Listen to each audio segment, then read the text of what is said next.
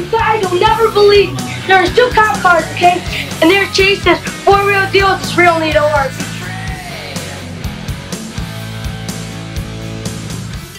Okay, tonight's episode is about winching and just some of the little tips and tricks that I use personally when I'm out on the trail. So a couple things. All I really have in this machine is just the factory 4,500 pound winch. It came in the Trailer Rocks editions, the same Fairlead, nothing fancy. This is even the factory synthetic line, which has held up pretty good. That leads us to the next thing though, is that you will see a lot of times, you know, these sheath guards or rope guards or hose guards. Sometimes they're like huge and they're made to like slide up and down the rope or up and down the line so that you can get it over anything that's sharp, right? So the rope just slides through it. One of the things I noticed was it was always like bunching up every time I was trying to get the winch. I mean, I'm trying to lay it out flat and everything else in there. I'm, you know, going from the left to the right side. It's, you know, level wound nice and even. Still wouldn't fit, right? So, you know, I do a lot of like hydraulics type stuff and around equipment a lot. So I just went to my local hydraulic shop and just picked up this little tiny chafe guard. Basically, I can't remember if that's like for a 7/16 hose or something like that. Anyways, I use it because I also use a factor 55 hook. So this is kind of what got me all going. Is my my little buddy Grayson asked for an ATV winch for his first ATV. And so he's getting it coming up. So I started thinking about it and I thought, you know what, we should start talking a little bit maybe about some of the winch stuff that I did. Because I'm going to try to see what I could scrounge up. Because I may have some other cool old winch parts that I could put on it for him. So, so the chafe guard, I like it because last year we had some rental machines that were with us. And on those units, Polaris XPs, there's just nothing for me to tie onto, hardly at all on the front end. So I had that hook, right? So, or I had the thimble at the time. So, you know, you got to fish that thimble up through and around the front end to get like a good bite on those machines. And I didn't really want it fraying the line. So this chafe guard that I have stays stationary all the time like here. I don't slide it up and down the line. But what I am planning to do is I noticed, and they also sell these at hydraulic shops as well, the Velcro kind. So it's made for much bigger hose diameters and things like that. So you can just Velcro it around the line when you need it. And that way it's not bunching up in the winch.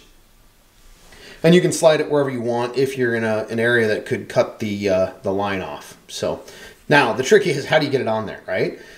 Because I looked at it, even pulling all the line out of it and then trying to go that way off the winch and sliding this thing all the way up and everything else. I mean, when I really looked into it, I started looking at my splice that was in my line. And the splice that came from the factory, the tail wasn't very long. So what I mean by tail is obviously this thing, once you undo this, there's a tail and it's in on itself all the way back to about here. So I run a lot longer tail. And how I do that, you can look it up anywhere right now. I mean, there's a ton of good posts on it. Basically what you do is I use just an old ballpoint pen, a cheapie that was laying around. And what I'll do is I take the end of the rope, stuff it into that, and then I can basically turn the rope in on the side of itself. So you go through it and then into the middle of it and pull the tail down in it. And once you do that and extend that tail a little bit, it's like super, super tight. So that leads us then to, what do I have on the end of it? Well, you know, I used to use the Factor 55 thimble. And I, you know, still have it actually. And it's a really good thimble. However, you know, the added versatility of being able to snap through something. I like that it's got a better grip on it. I can still, you know, use it as a thimble up in here. It's a bit of a guard or a bumper. It lays flatter, so the width of it doesn't stick out further up on the front end. So I've actually had that where my old thimble, I caught it a couple of times. So this is just a better fit for this, and I figured that, come on camera. I would just talk a little bit about, you know, the setup that I have. Now, if you've never heard of closed system winching, basically it's saying you never have like an open hook. This actually has, you can pop this pin out and then lock this section right here so that this gate can't open on this hook. Or you can just go right around this area as well. Now, what do I go around them with and what am I talking about? I don't use steel. I just started using slings, soft slings, and they work really, really well. So as we take a look at them, I mean, here's a pretty good one. This one's one of the higher end ones. It just slips over and then chokes up, and now you've got a basically a clevis. So some people call them soft clevises as well. It's nice because then you can just loop, you know, right through the end of the hook if you want to, onto, you know, another strap around it like a tree saver.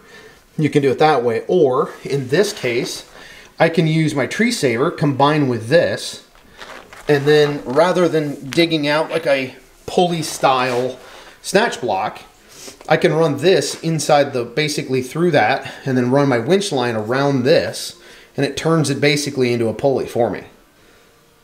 It works really slick. It's light. It doesn't rust.